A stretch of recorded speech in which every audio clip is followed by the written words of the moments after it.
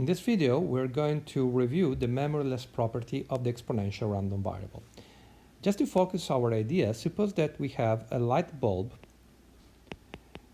whose lifetime is modeled by an exponential random variable with a certain parameter lambda.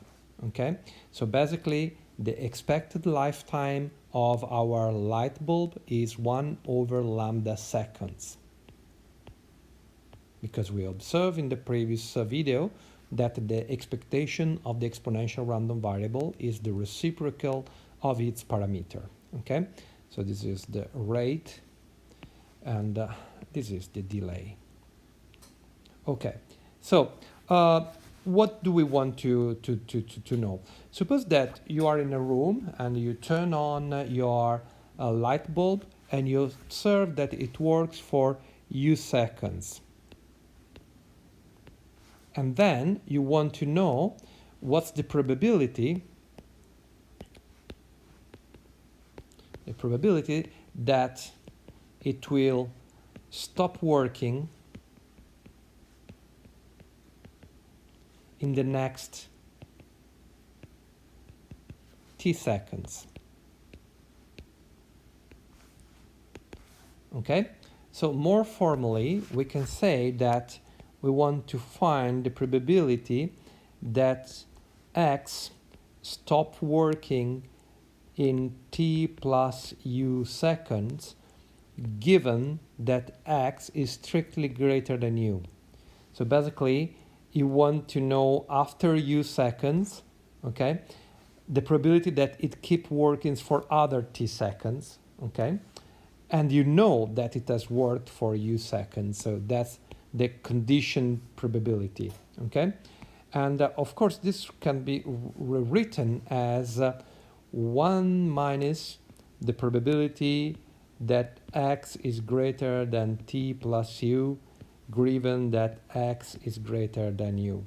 And we will see that it's actually easier to compute this expression here than the first one, and maybe it will give a surprising result. So let's work on this expression here that well, let's call it like a square. So this is going to be expression square. So the probability that x is greater than t plus u given that x is greater than u, okay, we apply Bayes' law here, and this is going to be the probability that x is greater than t plus u and x is greater than u, okay, divided by the probability that x is greater than u. Okay, well, the numerator of this expression is quite simple because this condition that we have here, okay, is actually, I mean, if this condition on the left-hand side is verified, then also the condition on the right-hand side is verified, because we know that t and u are both strictly positive. We could have said before, but that's pretty obvious from our example. So if x is greater than t plus u, then it's obvious that x is also greater than u. So here we can write that this is simply the probability that x is greater than t plus u divided by the probability that x is greater than u. And here we can go to take our definition of the cumulative density function. This is the cumulative density function, but it's the probability that x is lower or equal than t. Okay, so we have to take 1 minus this guy over here, which gives simply exponential of minus lambda t.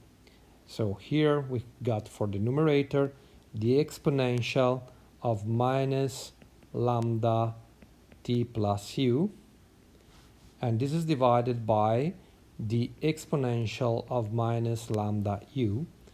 And this is going to be equal to, here we apply the properties of exponential function, and this is going to be this times the exponentials of minus lambda u, and this is divided by the exponential of minus lambda u. These two cancel out, and this becomes exponential minus lambda t, okay? And this is our expression square. Remember that it was this expression that we had here, And so we can complete these things and write 1 minus what we computed here, and it's exponential of minus lambda t. And here we got a nice surprise, because we see that this thing here is exactly equal to the cumulative density function of the exponential random variable. Okay? So basically, the fact that I observed that for u second the light bulb did not fail, okay, doesn't tell me anything about when it will fail in the future. Okay, so if I know that an event doesn't happen for a certain amount of time, doesn't tell me anything about when it's going to happen in the future. This property of random variables is known as memoryless property. It means that the random variable doesn't have memory. The fact that its value, its random value, is greater than a certain threshold, and you know that because you have observed the random variable up to the threshold, doesn't tell you anything about what is going to happen in the future. Okay? Suppose that, so this is a nice property. It's like called memoryless. And the interesting thing is that we know that the exponential random variable gives the memoryless property, okay? But it's also true the vice versa. So in continuous time, so for continuous random variable, the only random variable which enjoys the memoryless distribution is the exponential. Okay? So these two things are strictly connected. For the discrete random variables, the memoryless property is enjoyed by the geometric random variable. So how can we say if a certain phenomenon enjoys the memoryless property?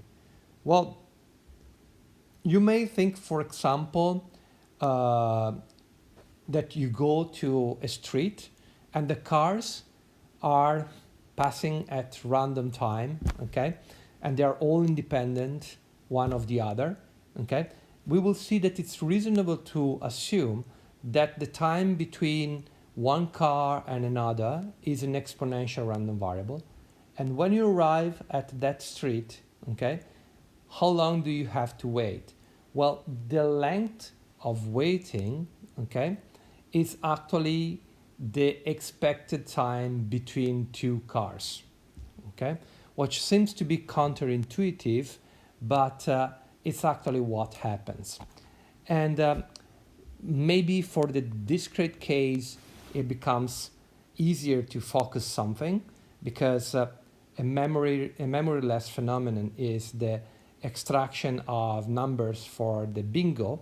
So if you want to make a bet on the extraction of number 1, okay, the fact that for the last 1,000 extraction you didn't see the number 1, okay, doesn't tell you anything about how long on average you're going to wait for the number 1 in the future, okay? So the past is completely lost, okay? And the future is going to be distributed exactly as if you didn't see the past. Or let's go back to the continuous time for another example. Suppose that you have a website and you want to model the time between an attack, a security attack to your system and another one. The fact that you have not received an attack for the last 3 months doesn't tell you anything about the time that it is going to happen in the future. Okay? You can say that if on average you have an attack every 4 months and for 3 months you didn't observe any attacker, then it doesn't mean that in the next month you will surely have an attack, or it's very likely that you have an attack.